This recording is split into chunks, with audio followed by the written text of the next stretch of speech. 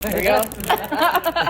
This is what I always do whenever I'm excited. Absolutely. I'm like, it's the typewriter. It's the typewriter. yeah. Or like when I'm on my phone, Yep.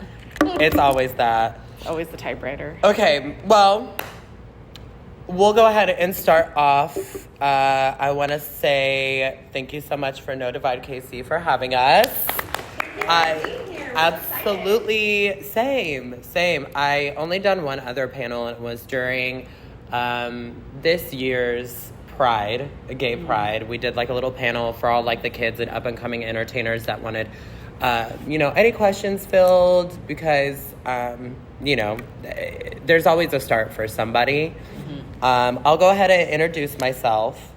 I am Cynthia Doll. I've been doing drag for about 7 years now, and I've been doing it as a full-time business for 4 years. And at first it became a hobby. It was just something that I did outside of my muggle job, and I loved my muggle job. I worked in food, and I also worked in retail. But my bookings kept getting bigger and bigger, more demanding, and then at first it was just seasonal. But then it started becoming consistent, which was really nice because I was able to extend my drag portfolio, I guess you could say. My outfits, my hair, starting to learn how to do hair, making sure that I took every single show that I had to the next level. And I think the audience and also the management saw something within that. They could see that I wasn't out here gloating on all my drag. I was just able to do whatever I was doing and put the expectations on myself to grow more. At first, I started it off as a hobby, and then it turned into my full-time job. I had no idea that I was able to tax off my outfits, my clothes, my wigs, my nails. I'm able to tax these things off. And so using that as a business aspect, I think helped me become the entertainer that I am, because it got me more organized and more professional, and I took more time to sort things out for my schedule to kind of make it to what it is today. Pardon me, do you know how to turn off the video? Yeah, how do you turn that off? Oh, it's the video. These are my creditors. These locations. We are watching the Titanic. But yeah, so the start of my drag career, I moved down here for my boyfriend from Topeka, Kansas, and we were together for a year, and of course, we were that couple that wanted to move really quickly. But I told him, give me a year, if we're still together, if things work out, we'll make that happen. So we did, and he was very into modeling. He creates model out of paper, out of, glue, little things like that. And so when we started getting more comfortable together, he would be working on his thing, and I would just be on the couch just watching horror movies like I do. And so one day I was like, I really want to do something different than this. Like, I want to work towards something. So I got a lot of makeup, and I was like, I'm going to try and get into drag again, because I basically was a drag queen during my high school years back in 2011, 2010, 2009, 2008. But the Topeka scene was not for me, so I ended up quitting that, coming to Kansas City, and I wanted to pick it up because I went to my first drag show at Missy B's, and that was a lot of fun. Heidi Banks was one of the first bearded drag queens that I've ever seen, and I fell in love and was just starstruck.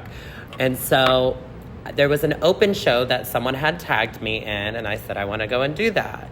And the open show was with Boris to Death. I don't know if any of you guys heard of Boris, but Boris was a drag king that was so over the top, so campy. And I love that about Boris, because I haven't seen much camp drag. Everybody that was doing drag in Topeka was taking it so seriously and so competitively.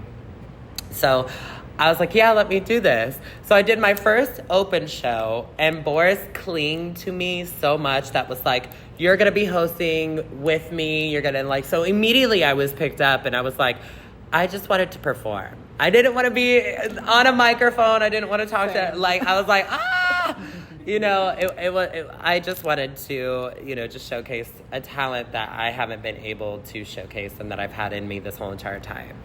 And so Boris kind of took me under their wing, and we started hosting these monthly shows at Mary's, and then it became Missy's, and then we started doing our own show at Missy's together, and that was like my creative partner.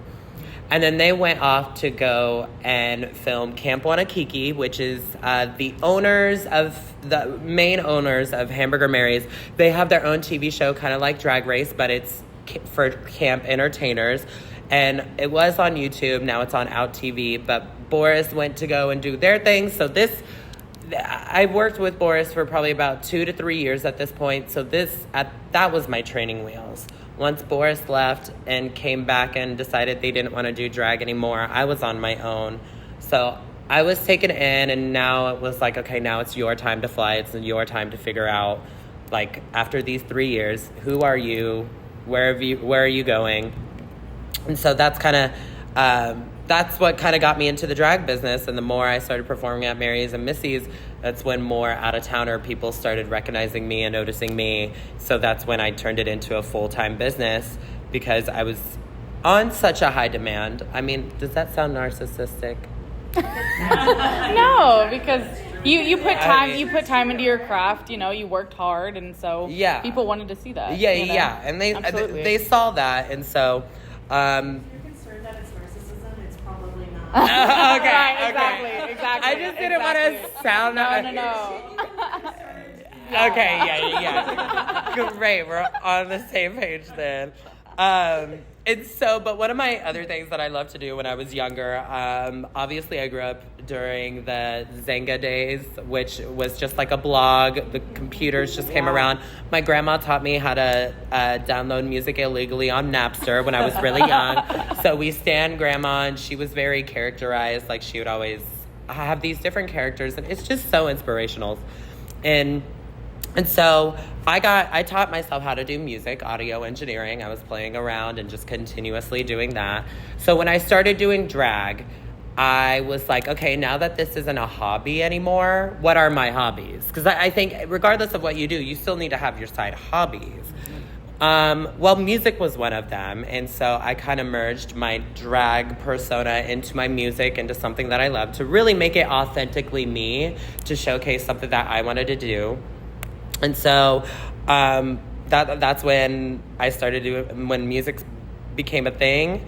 I got a lot of good positive feedbacks from my community, and it made me want to do it again. So I just released the newest project this year, and it's like, it was crazy because, I mean, even this one, listen to all my songs, and Kelly was like, yeah, this isn't your greatest.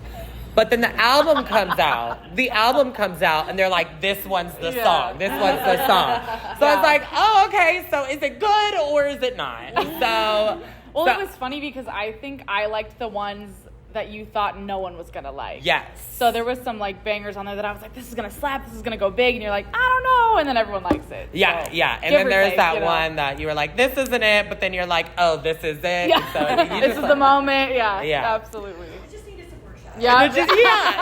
I'm like, let me get on there real quick. Or I just need to stop being a self-doubtful person and just really stick to my gut and just doing what I love to do most. So that's kind of where I'm at right now. Music is still my hobby. It's something that I'm always going to do with Cynthia. It's like a collaboration.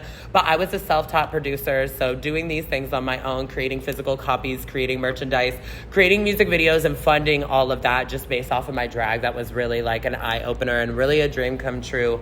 But I have never been more motivated in my drag career more than ever, because I just see the payoff that it comes with. And so I just want to keep pushing myself. And I realize as the more and more that I get older, the more I want to continue to push myself. In your drag career, regardless of where you are at in your drag, there's always something to be learned. And regardless, if the minute that you think that you know everything, you don't. There's still so much more to learn, and there's correction, there's trial, and there's error. And that's what I think is the most fun. And just being able to showcase what you want and being able to put out how you want to be perceived. Like, I thought I looked like this in high school, but then you look at the high school pictures back then, and you're like, no. Not so much. Not so much. It's not cute. It's not cute. High school, you would be so proud. proud. I am so proud. Yeah, you know, absolutely. I wish I looked like this in high school, but I think I'm really enjoying who I am now. I think I'm more appreciative of where I'm at now because I've really did take the time to push myself out there to get myself out of a comfort zone. And like they really do say, get yourself out of the comfort zone in order for you to make things possible. And with someone who is really high in anxiety, it's hard to do that. But it's in like a second nature that it's like you are going to have to go out of your comfort zone. You are going to be placed sometimes in positions where you don't know what the outcome is going to be, but what you're going to do is give it your best. You know, because that's what you learned along the way. Yeah. You always got to progress somehow, you know. Exactly. And so now do you guys have any questions for me? Not yet. Okay, great. Now I am going to give the mic to Mas Queleen. Thank you so much for coming. Thanks for having me. The thing is, the reason why I wanted you here is because I am a drag queen, but the drag queen experience isn't the same exact as a drag king experience. So I wanted everybody to kind of understand that there's multiple experiences that people go through, and I think that you were the perfect person to provide that for us. So I'll just start off first, and I'll just say, tell us about yourself. Yeah, so I'm Mas Queleen. I actually started drag about 15 years ago in a place called Tootsie's off of Maine. I've heard of that. 19th and Maine. I've heard of it. Yeah. Oh my God, the lesbian bar. Lesbian. That's why I know it. Go figure. And wasn't very creative with that. I took my brother's name as my drag name. That's exactly what I did. I did the infamous beard strap, which is like the pencil. The chin strap. The drag king starter up, and it was it was a look and a choice. And then the scene just kind of wasn't for me. I kind of fell out of it a bit just because of differences and things like that. There was a lovely drag queen, Desiree Love, who is no longer with us, but really enjoyed what little she saw me do. I think I was doing drag for about 6 or 7 months back then. And then fast forward to about this time last year, Victor Sean. I started coming back into the drag scene, watching shows. I saw Cynthia for the first time last year, and Vic was just kind of like, I want to get something going with the Kings. I'd love to see you perform again, because I performed with Victor back in Tootsie days. And so I was like, okay, I'm going to reimagine who at the time Devin Miles was. And Devin Miles was a dancing king, a Chris Brown, Usher-esque, and after seeing the scene, I was like, okay, there's a lot of that, and there is Victor Sean, who does it very well. And so I wanted to really kind of play against some of the things that I learned in drag as far as having to be so hyper masculine as a drag king, and even in my day-to-day life, wanting to embrace a little bit more of my femininity. So I decided to kind of go with this, a very gender bender, gender fluid, kind of, I want you to look at me and be confused as to what you're looking at and why you feel how you feel. And then came with a name. I wanted my name to be a statement as well. So I eventually stumbled upon the feminine pronunciation of masculine in French. So I wanted to be like a they or them. I wanted something like Cher or Madonna. So I was like, my beautiful partner helped me brainstorm. Who's here with us today? Has really kind of been a great sounding board, because the whole concept of masculine is very meta as far as my name. I just want it to be kind of in your face, you know what you're looking at and you know what you've got, but you're still confused. So at present day, I'm here. I've learned so much. I've had some conversations with Cynthia, just because, even in this type of drag, there are still so many struggles. There's still so many things to overcome, still so many things to learn. And I'm enjoying every moment of it right now. Yeah. So. Yeah.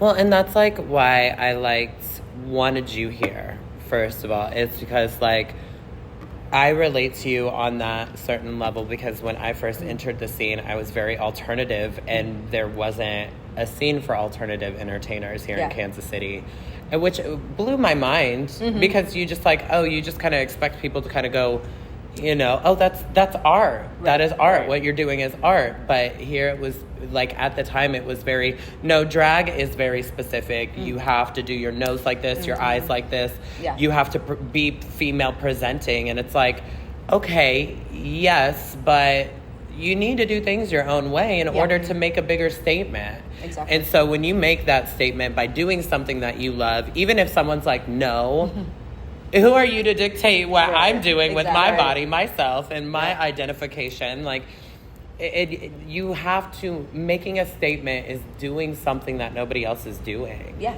And I think you right now, like even Vic gets it down to a T, and you come out and people are like into it. And that's what means the most, when you go into it. Yes, you want those people to be like, what am I looking at? I don't know what you're looking at either, but what you are going to take in is this talent and this beauty in the mug in the moment. So people gravitate towards different, rather they understand it or they don't. Yeah. Which goes on to my next question. Why did you start drag? Well, I think 15 years ago, I started drag, I think out of curiosity. After seeing it, I was just really kind of into it. I think I have a better relationship with drag this time around. It's really kind of helped me kind of look at who KB is, my personal life, and who I'm not, and then kind of, amplify those things through drag. In my personal life, I've been so kind of like masculine. I have to be the strong, kind of type. So to actually have my breast out and to expose kind of femininity, it's actually a really vulnerable place, but gives me a lot of strength to like see that people are like, absorbing it and relating to it and, starting conversations. And I've mixed stuff up in the drag king community right now to, hopefully they can see they can explore that femininity. They don't have to, put on Timberlands and just be a hard ass, you know what I mean? So it means a lot to me. It's more of kind of finding who I am outside of it, but then also kind of just running free in this kind of magical world that I'm not out of drag. So yeah. Absolutely. Okay, and then I hate this question when people ask me this, so I decided to give this question to you. Fun. Okay. What inspires you to do drag? That is a horrible question. I hate it so much. I feel like if I just said what I said. So, what inspires me to do drag? I think right now, that being in it, I would say, kind of where the drag king scene is going. I'm in a lovely group at Missy's called King Me. And one thing that's really hard is like the playing field for drag kings versus drag queens in the scene. And I think what we've done is come together as a unit. So we're not necessarily like a boy band, but we are going places as a group. So we're bringing we've got a cowboy, a goth boy, myself, dancing, smooth and sexy, all of it. Anything that you want, that we've got it as a unit. So right now I'm really motivated to really see where we can go and really kind of explode on the king scene, because if you do some research on Instagram, you'll see that there are kings in London that are blowing up. We've got, local Chicago, Landon Cider, all of those kings that are getting some momentum going. I think it would be really fantastic to see where in, Kansas City, where we could take this, because there's no other scene where there's a group of kings kind of doing what we're doing.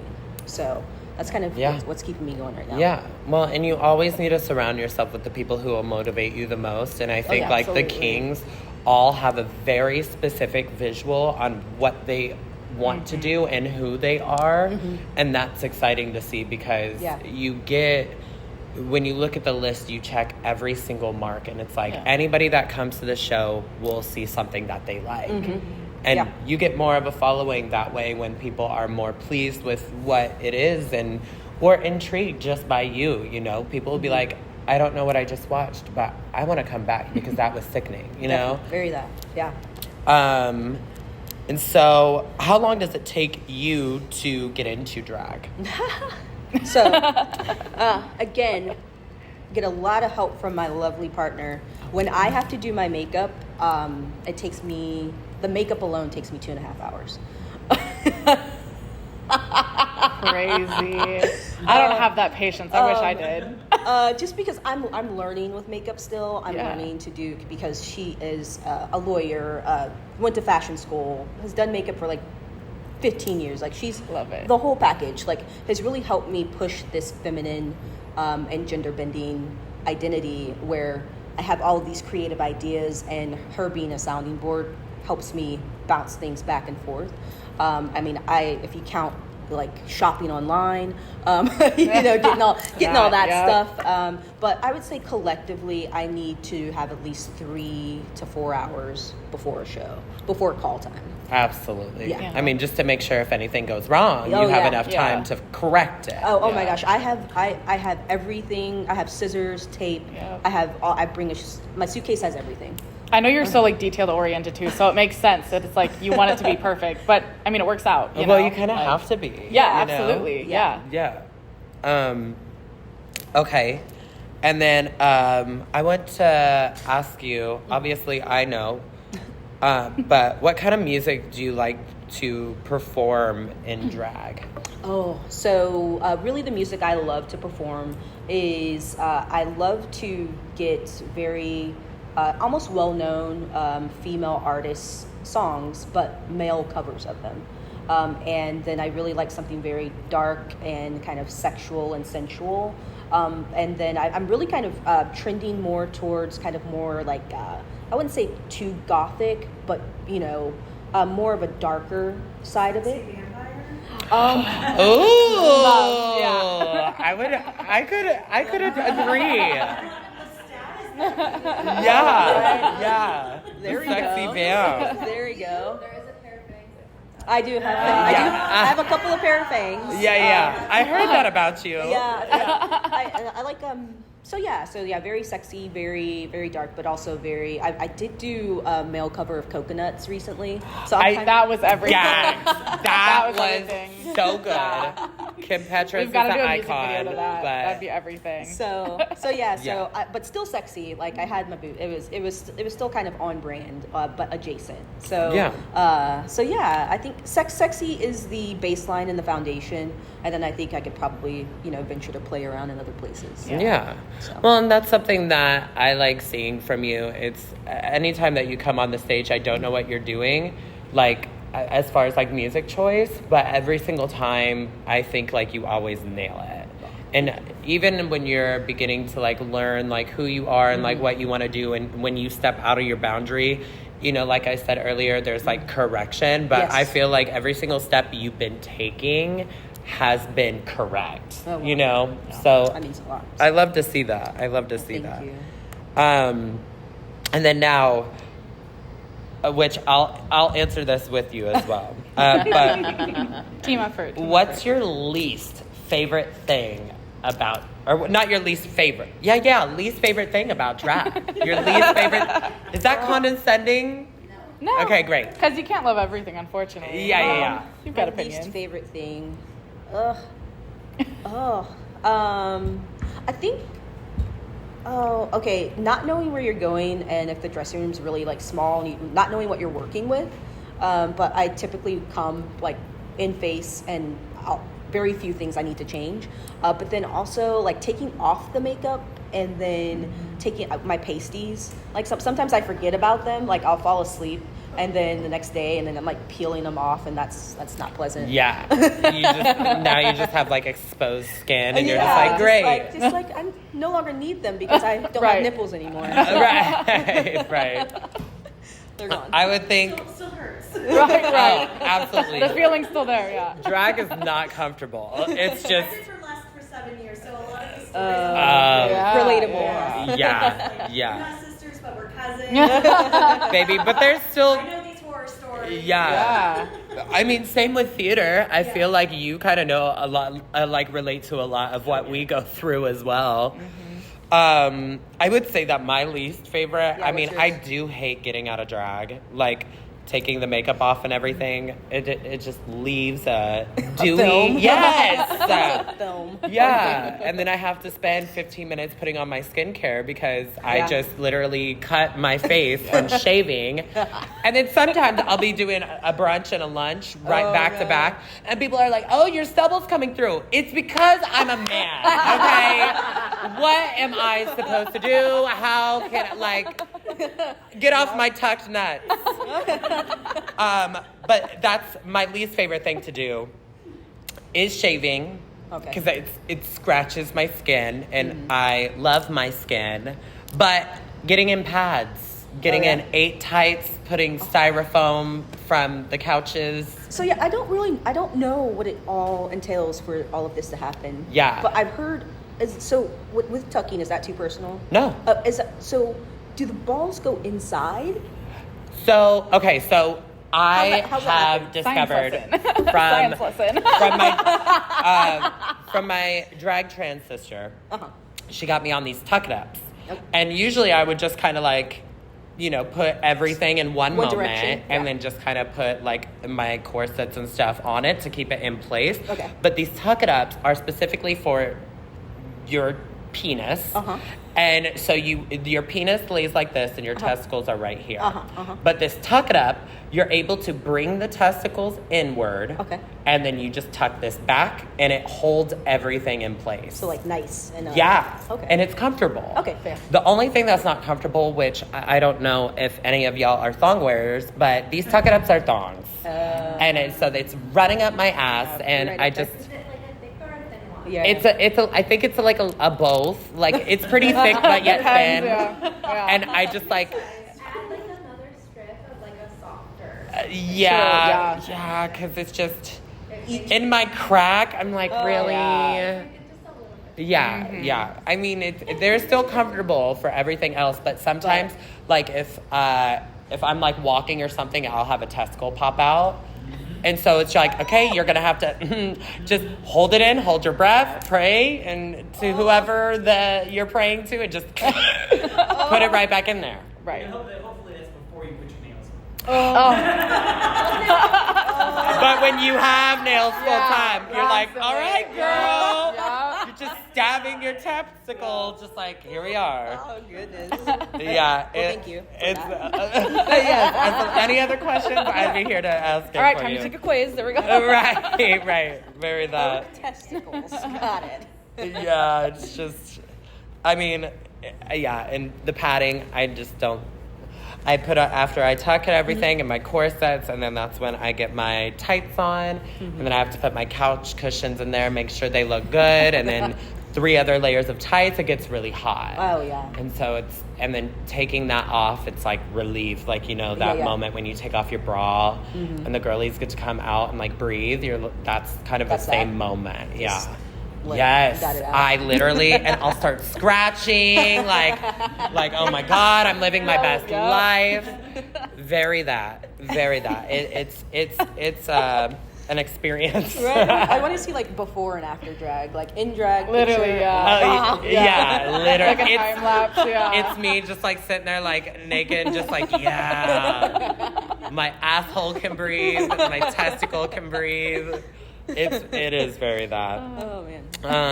Is there anything else that you would want to say for now before we move on? No. I enjoy it. I'm really living my best life doing this, and getting my momentum going and seeing where else I want to take Mas Queleen. So yeah, I'm having fun. Absolutely. Now this is the part where we bring Kelly in. Yes. Kelly has been one out of my photographers, but mainly my videographer. And that's why, also you dabble a little bit with drag makeup and you kind of get into the scene. But you've also been a very big supporter of the scene, of the drag scene here. Absolutely.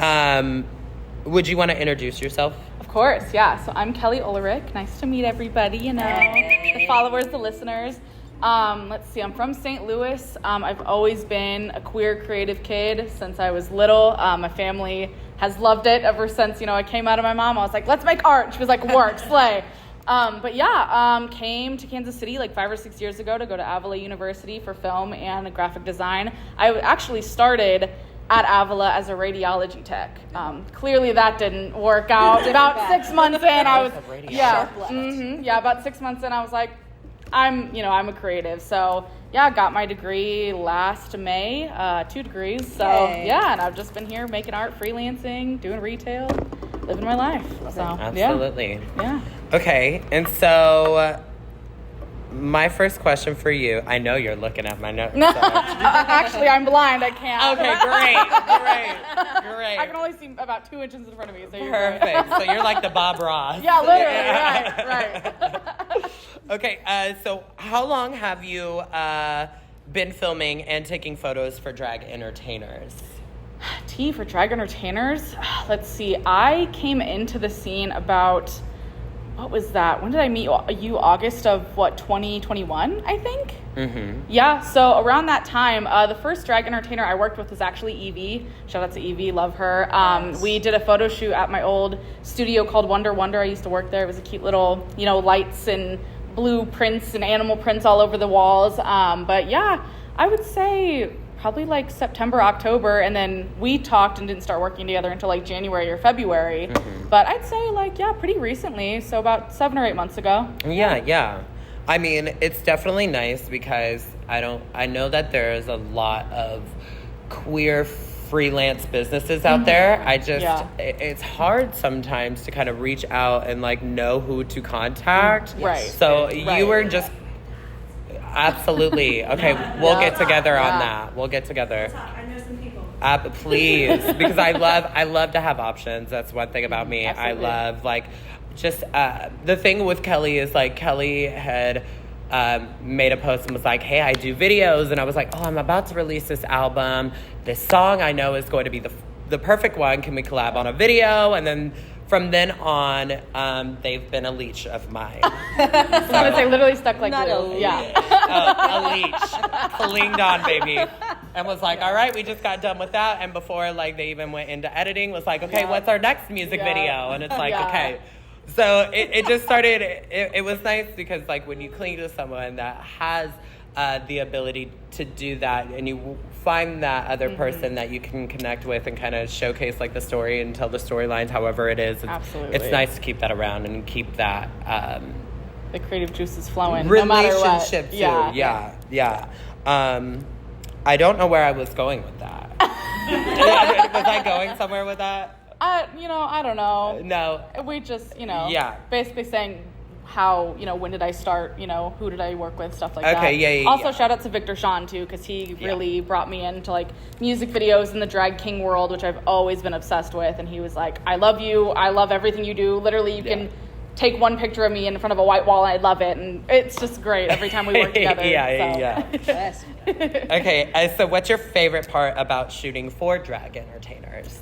Ooh, honestly, I would say how relaxed you all are, with the 3 or 4. I know, it's ironic. I know. Well, because I say that.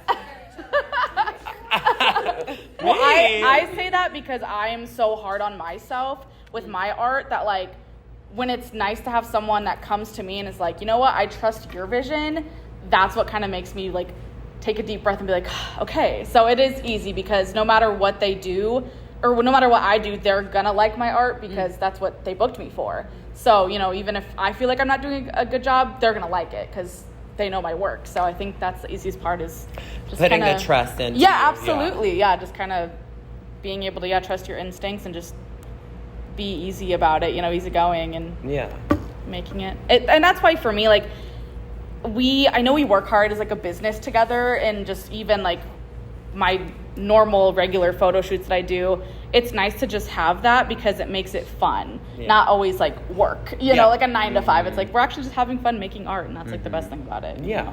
And I think that's something that I love about working with you when it comes to videos is because we're both kind of experimenting. Yeah. I'm like, this is kind of the expectation that I want. I definitely want this. I want this. And you make it happen. And then somehow it just comes together. Absolutely. Yep. Yeah.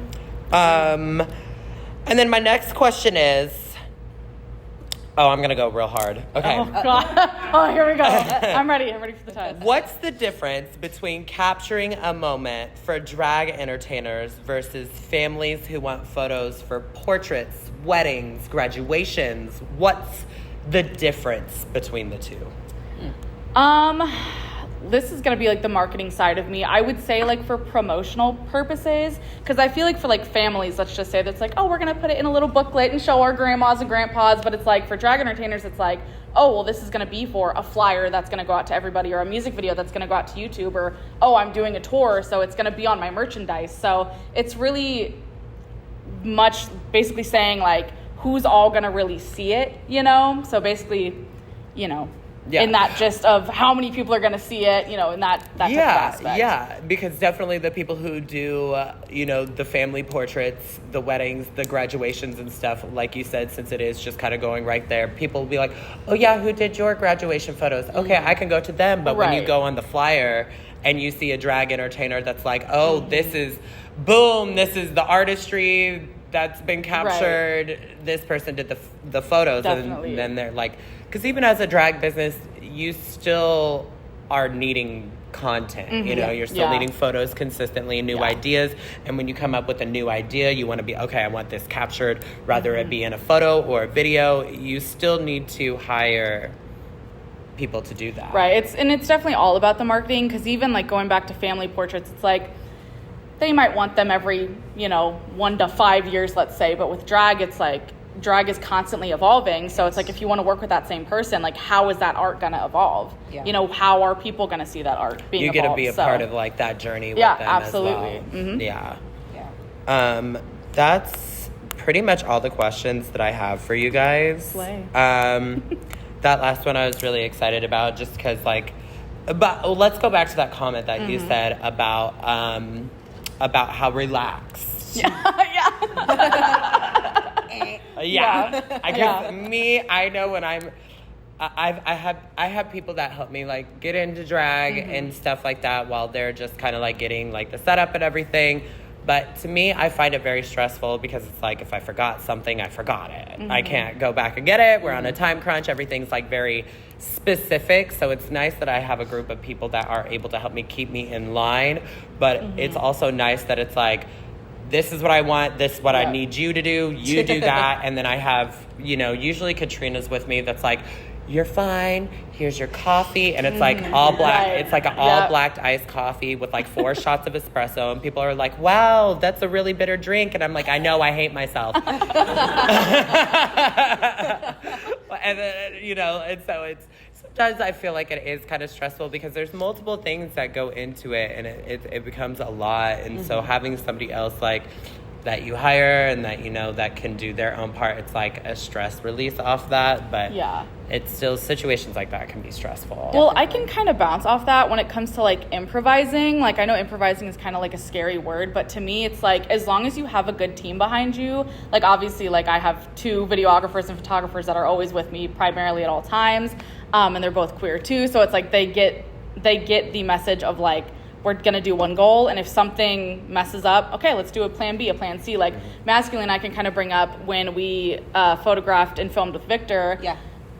You know, I'm not going to name the studio, but it was very much, they were late, nobody showed up, and I was like, all right, well, there's 7 or 8 of us, what's the next idea? Where can we go next? And it's like, you know, 2 or 3 of us were calling different studios, 2 or 3 of us were saying like, okay, let's go to this location, 3 or 4 of us were like, I'm hungry, let's go get brunch, you know? So it's like really, it really depends.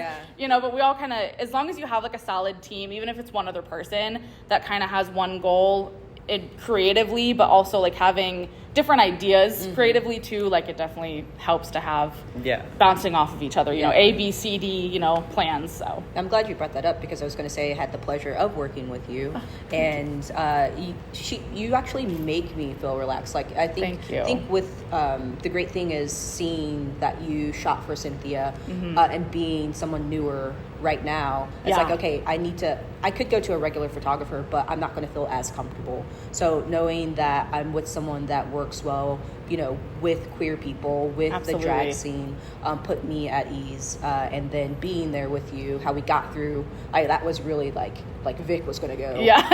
off the Yeah, deep end. yeah. So you just like, it was just great to just feel like, very comforted and very, Thank you. know, Oh. I was in very capable hands. I love so, that. So that was And I'm great. glad you're saying that because, like, honestly, the Kings and, like, Cynthia, I feel like they're the two, like, groups of people that I'm, like, I looked up to these people. Like, you know, when I first walked into a bar, like, I saw Cynthia and was like, she's going to be my one. Like, that's going to Yes. be my bestie for the rest of the, like, absolutely. And then, of course, like, I saw Vic and you, and I was like, again, besties for the resties, like, that's it. So it makes me feel good that, like, I'm kind of with these like big dogs in the industry, and you guys are like, you make me feel comfortable, and it's like a, you know, you make me feel comfortable type Yeah. love and support. Well, so. I'm like the Chihuahua right now.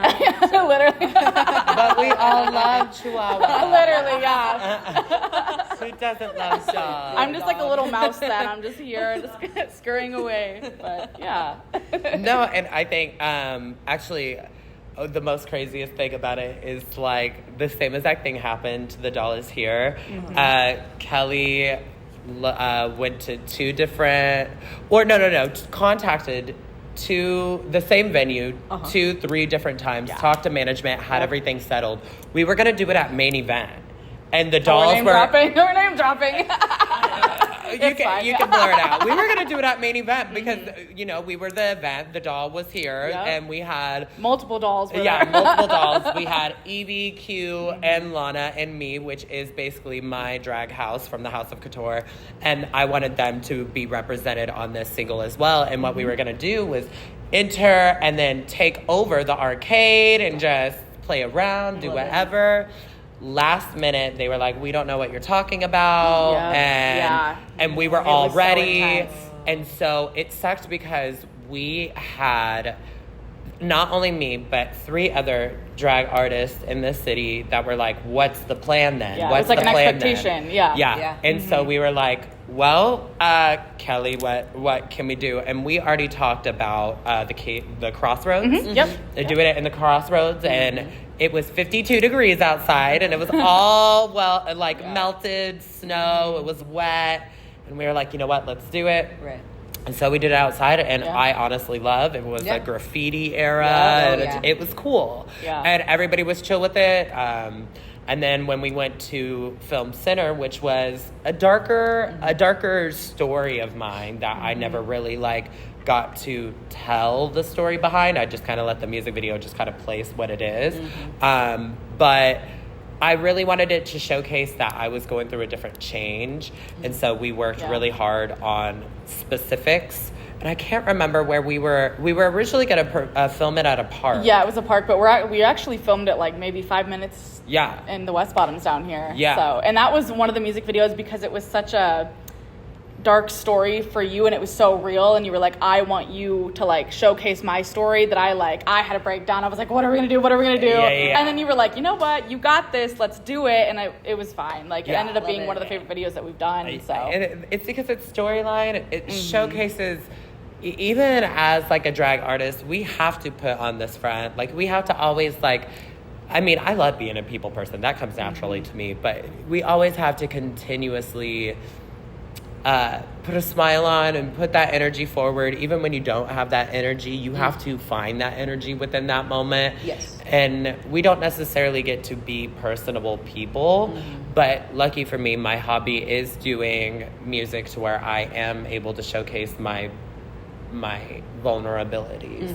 So that was an important day, and I think we killed the storyline oh too. yeah, That it was great. It was so fun. Every single little bringing detail. in actors and cop cars. Yes! It was everything. It Yes! was so much fun. Yeah, it was Like great. fake cop cars. Yeah. But they were like real. They were the real they were the real deal. The only thing that didn't make it an official cop car was one of their lights had to be green because you can't have red, white, and blue Right. as the cop line. Yeah. So I think they took out the blue and replaced it with green. Yeah, it's but like they green still and had orange, the yeah. comms, they Yeah. still had the bars. And Yeah. it was real. It was like amazing, I was yeah. like, I am getting arrested again. Yeah. This time I'm in drag. So, and I'm here to tell a story. And You're like, at least my mugshot's gonna look at this. baby, exactly. So I mean, you kind of have to roll with the punches. If you forgot your brush at home, okay, well, the fingers it is, Yeah. you know, or you have to rely on somebody else. It's like, Yeah. you know, there's so much layers that come into drag. You have to make sure that the makeup's ready, you look correct, this is brushed out, this looked smooth, and things happen, and it sometimes is a little bit difficult if you're like, oh, I forgot my brush at home, or I forgot to touch up my makeup. Like, little things like that can be a little bit harsh, but that's why you kind of rely on your own community to be like, oh, I got you. Yeah. I can handle you. But some people are like, you shouldn't rely on anybody else. And it's like, we're all doing the same exact thing here. Right. In a minute, you're going to ask me, where do I get my wig? Oh, you want to Right. know my resources? Well, can I use your resource and use your Right. brush? Exactly. Like, help me.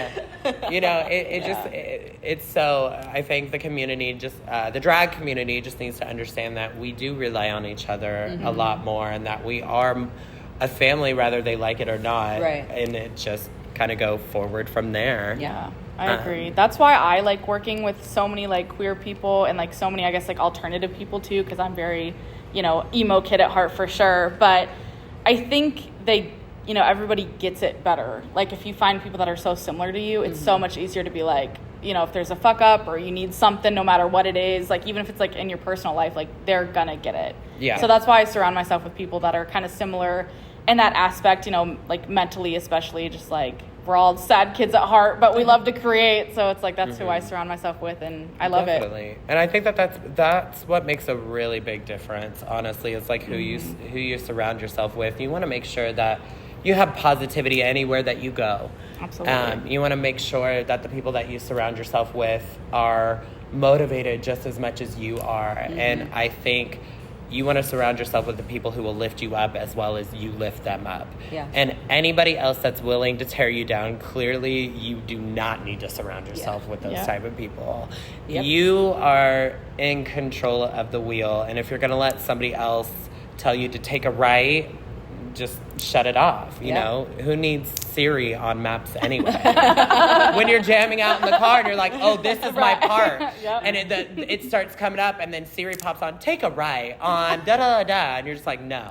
I am listening to my song. I'm in my element, but here I am being dictated by someone who is giving me directions. Love the analogy. Yeah. Thanks. Love that. I went somewhere with that. Yeah. Thanks to Siri. Yep, absolutely. Google Maps. Yep.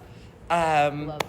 But that's pretty much all. Anybody, do you have anything that you want to say and to kind of wrap it up? Well, thanks to No Divide KC for letting Yeah. us Yes, use the thank space. you, You know, thank it was you. cute. Thank you for letting me and Mas kind of talk your ears off for a little bit. It was cool, you know. Absolutely. Yeah. I couldn't have done this without you guys, because I think you guys bring so many different things to the table that, Absolutely. because I think everybody using your platform for everybody else and to kind of allow other people in to showcase even more is very important in our community. So No, I'm very thankful to have the seat at the table with you two.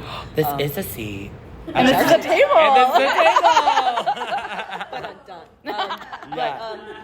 I think a good takeaway is just to make sure you stay true to yourself Absolutely. and continue to have fun with your art and what you're doing, and just not let others dictate where you take it. Yeah. You know? And continue to have fun. Remind Yeah, yourself, yeah. yes, this is professional. Yes, this is serious. Have fun while you're on the journey. Yeah. Yeah. I agree. Because especially if it's your art and you're not having fun, then what's the point? And then Gotta have a smile at the end of the day. Then you is know? it really art? Right. Absolutely. Yeah. If you're not having fun with it. Do you guys have any hobbies? Hobbies? Like outside of drag? Oh. Well, I guess your thing is makeup. Yeah, I was gonna say like makeup, and like I've been doing a little bit of wigs. I do some illustrations because I have like my background in graphic design. Do a little bit of like clothing line stuff here and there, but I get burnt out so easily, so I have to be careful like how many things I do. Like I have to take a few months for like each little thing, you know. Yeah. So. No, I think I'm trying to get back into more hobbies. I cook a lot right now. Love. I like to cook and bake. But I used to be really, really creative and write poetry. But I want to get back into playing a musical instrument. I played the violin for 5 years, and I've gotten out of that. So I want to pick up some instruments. So Yeah. I think I'm going Do to something. Let's all start a band because I wanted to pick up cello, so let's start a band. Yes. Cello's my second. And then you can choice. sing. There we go. Over a cello and a violin. Absolutely, we can make it work. Right? Yep. That's See? Electric Absolutely. light. Sounds great. Absolutely. Yeah, I can do. They actually really do sound great. They Yeah. do. Yeah. Yeah. They're Oh, beautiful. yeah. Play metal music. Yeah. Oh. Yeah. Oh, I'm here for that. Yeah. Okay, great. So that's what we'll be going on tour with. Next. Next thing on Next the list. project. Yep. Absolutely. Right. That's what the future After of the us world is. tour too. You know. Yeah. Now, that's a great next question. What is the future for you guys in your creative endeavors? Where do you see yourself growing? Okay. Do you want? I'll go first. I think I really do want to incorporate some sort of musical something for Mas Queleen. I think I'd like, whether it's me lip syncing but playing a guitar to a song or something like that. I want to kind of mix two worlds together. So I think that's kind of where I'm leaning towards with that Yeah, absolutely. for drag. I think for me, like we were kind of talking about earlier, I love doing what I do in the club scene and in the bar scene, but I really just want to be on a stage where I'm able to just throw bottles of champagne on people and then love it. Maybe even crowd Rockstar surf. fantasy. Yeah. Not the champagne, the bottles. Yeah, the bottles. Throw the bottles. Throw Just the Red bottles. Bulls everywhere. Bottle like- for you. Bottle for you. Concussion. Medic. Yeah, medic. Right. Yeah. You know, just something fun. Maybe even like, just crowd surf and Yeah. maybe have a wig being flown off and just like getting back up on stage and be like, all right, bitch, you took my wig. I don't know. I want it to be a more, not necessarily intimate, because I definitely think you could get intimate at the club and the bar scene, but yeah. realistically, once the show's over, like, I think having an intimate moment with people who are there to like see you, I think that would be a fun thing. So exploring venues would be absolutely. something that I'd like to do. Cute. I think for me, since I'm obviously getting into the drag world, I'm slowly kind of doing drag makeup and drag wigs. So kind of integrating that with what I do best is like video work. So maybe starting drag, but like kind of do bedroom drag, like quarantine drag was, and kind of doing visuals and, dancing in my living room, kind of something like that, starting that off and just kind of doing it more visually and then maybe leaning towards getting on stage or something like that. I think that'd be fun. More experience, Yeah. kind of taking it slow. Mm-hmm. Instead of rushing into Excited to see anything. that. Yeah, I know everyone's like, when are you getting on stage? Go, and I'm like, maybe. Like, Yeah. I feel like it's gonna be one of those days where I just pop up and no one knows. It's probably Right. what it's gonna be like. Well, that would Fantastic. honestly, yeah. I mean, whenever the time is right and you know Yeah. that it's ready, then you take that moment. yeah, absolutely.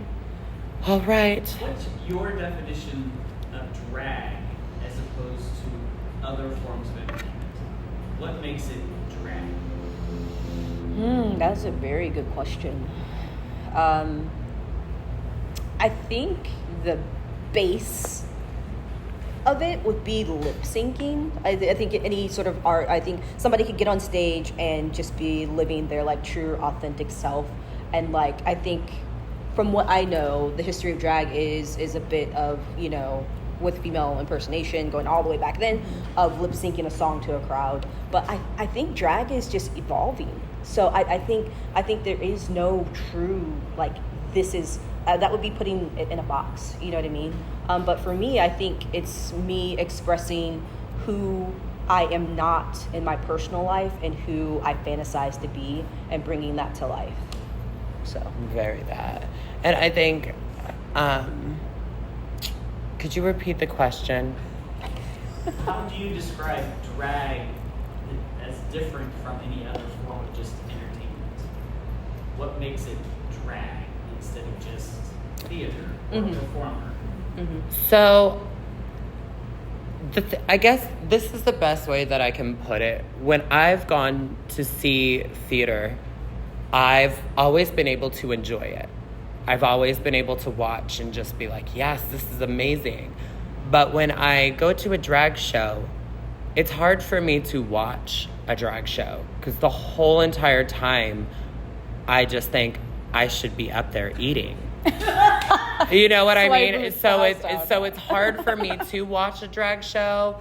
But the thing that I think of drag is like taking an element and over exaggerating it. Literally what the term drag is.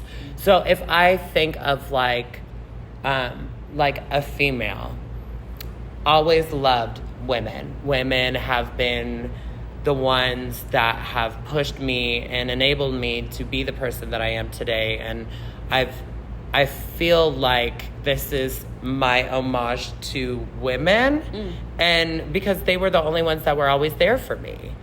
And growing up with all the women that was in my life have always empowered me to do whatever it is that I want, but the men were always the one that were saying no, no, no. And I'm not a type of person that likes the word no. And so doing drag means like an homage for women, and as well as turning it into my own and making an over exaggeration of that, taking a woman to the next level. Like, women don't have specific body types. Men don't have specific body types. People don't have specific body types. There's no one way to look like a woman. So dragging it out and being the gothic Barbie that I am and that I see myself, it's like that alone is like the inspiration to me. And so just taking rock elements and drag female impersonation and just mixing it all together and to be something that I love, and then just over exaggerating it. And by over exaggerating it, I mean putting my eyeliner all the way up to my forehead, bringing it down, crazy contacts, very, very that. So I hope I answered that question. So I got a question real quick. Yeah. As like alternative performers in a town that's very Midwest, very mainstream in a lot of ways, and I was an avant-garde burlesque performer in this town, so I really understand the frustration. What is your hopes with your art? Like, not only is it for yourself to represent yourself on stage, are you hoping to inspire others to be alternative on stage as well, to experiment and like enjoy the gender fuck that is drag, and like what are your hopes with that? So when I first came into the city, like I was mentioning Boris earlier, Boris knew that I was an outcast immediately, and they allowed me to use their platform to show who I was. And I consistently got turned down a lot. Was like, you can't do this, you can't do that, this isn't drag, like. And so I had to really put my foot down and show people that, like, this is drag. This is a new wave of drag, and this is a new wave of people being able to express themselves the way that they feel like they should have. And I got knocked out a lot. I got called so many different names and just not being taken serious at all. And I'm proud to say that I helped create the alternative drag scene here in Kansas City, because everybody else was being told no and they quit. I was told no, and I said, fuck you, we're continuing this. I'm going to continue doing what I want. And luckily I had the correct support system behind me that was like, you do what you want, you continue this. And then next thing you know, now people don't blink an eye at alternative artists. They're like, it's normalized at this point. So welcome to the stage, an alternative performer. People will clap just as much. And now, like, it's awesome to see that these people won't be getting bullied like I was. Yeah. And so it's been kind of normal now. Like, it's been normalized. You go to a drag show, you can expect an alternative entertainer to be there.